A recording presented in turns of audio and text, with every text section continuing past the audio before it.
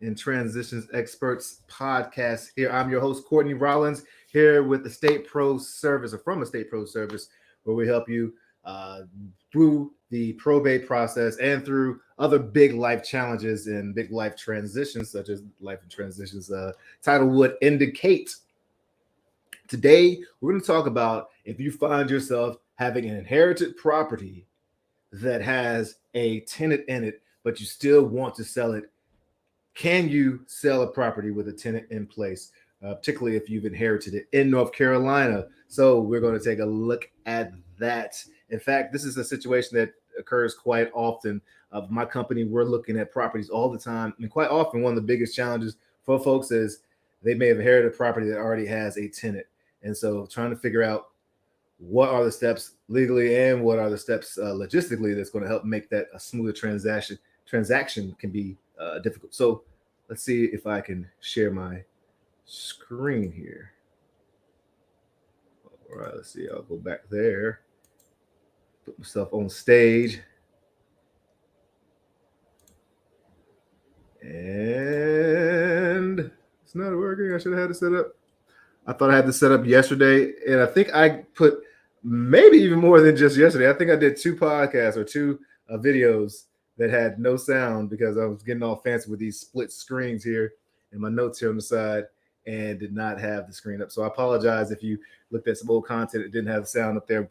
It's been taken down by now. So, but regardless, let's get it going, rock and roll. How to sell your house with a tenant in place. We're going to look at 7 things. Number 1, well, of course, this since a lot of my conversations here focus on the probate process, this isn't necessarily applicable to you because the property may have not gone through probate. Whether it has or not is not really applicable. It's just usually I like to explain to people what probate is, which is the process of selling the affairs of someone who's passed away.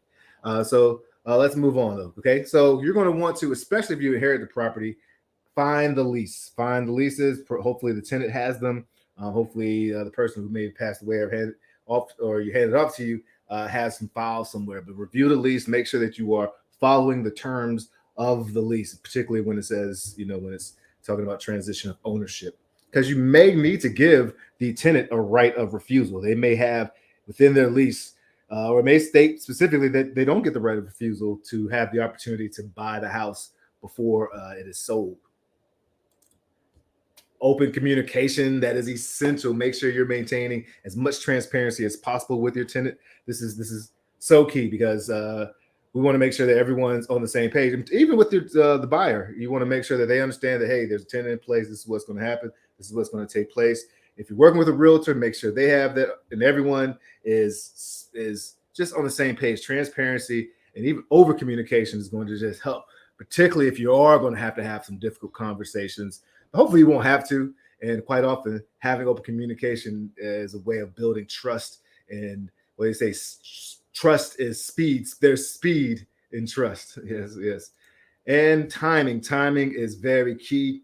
Make sure that you recognize that if you sell the property. So, for instance, one thing that I like to do when I buy a property that has a tenant in place and already has they're paying things of that nature is I like to buy the property within that first week because I get the rent for that week prorated. So I already come in with some type of cash coming in. So just note, if you want to perhaps keep some of the funds or whatever it is in your situation, or it could be used as a negotiation tip. Say, hey, you could close here so that you can get this cash to the buyer. Just knowing that is very important, and just making sure that the timing is. I mean, there's a lot of things you can say with timing, particularly when,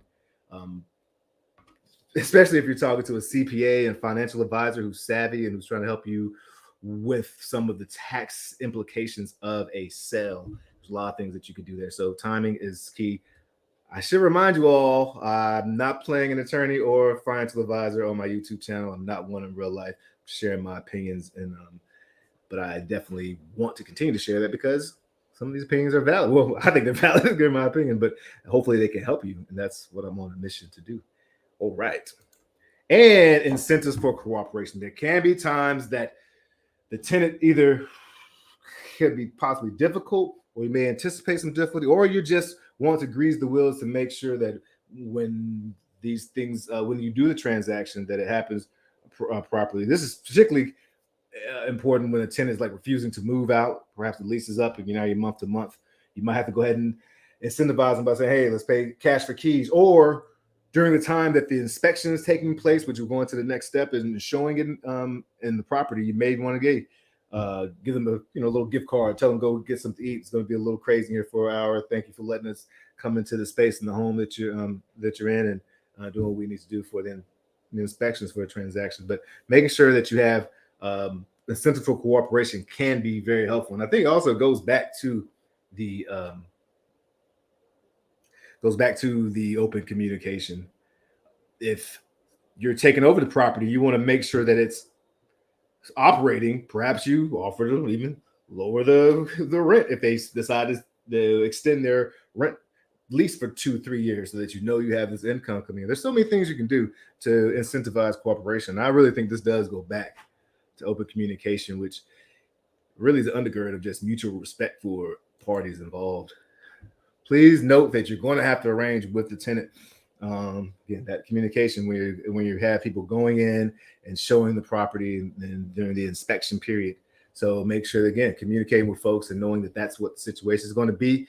If you could just condition folks and let them know ahead of time what things are, there's quite often that can alleviate a lot of issues.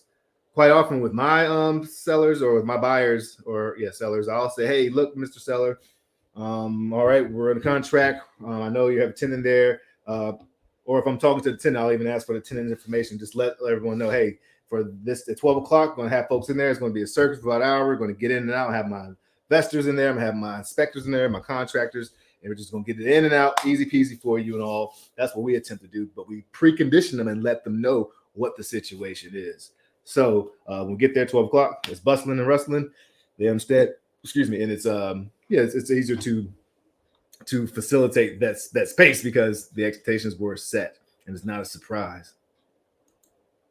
Next, this one, again, the open communication. When you're speaking to someone who's already living in the space and perhaps this is a property that's inherited to you, you want to, again, establish that relationship, make sure the communication, hey, we're thinking about selling this property now.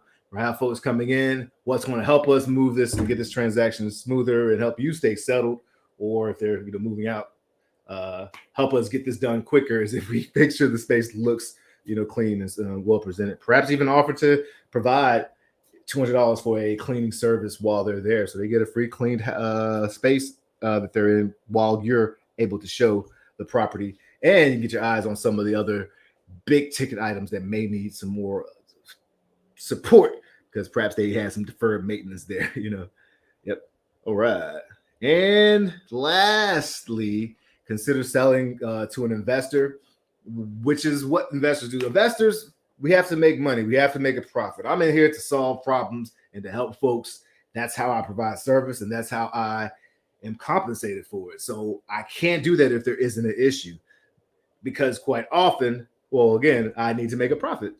And so I have to get the properties at a discount. And the only way that I can actually earn the right to get the property at a discount is if I'm solving problems, trading quite often speed and convenience for a discounted price. So if you have a challenging tenant or if you have a challenging situation, quite often a cash investor is someone who you can go to, and they'll say, hey, Mr. Seller, if this fits our criteria and we can make a profit, what if we're able to this, and you will have to worry about the tenant, this and that, and this is the day you get paid.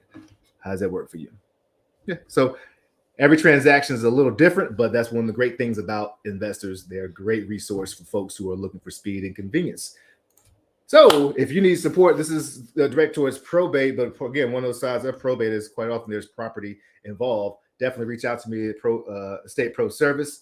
If you're interested in selling your property or need support selling your property, reach out to me as well. Love buying property, love taking a look, love solving problems, or at least attempt to solve problems. And it fulfills me. So I appreciate you out there in that world. Reach me out to me if you need any support, any help, support or help. Hit that like, subscribe, all that good stuff. The Life in Transitions Experts Podcast. We're signing off as we always do, letting you know we think you should let your light shine. Cheers.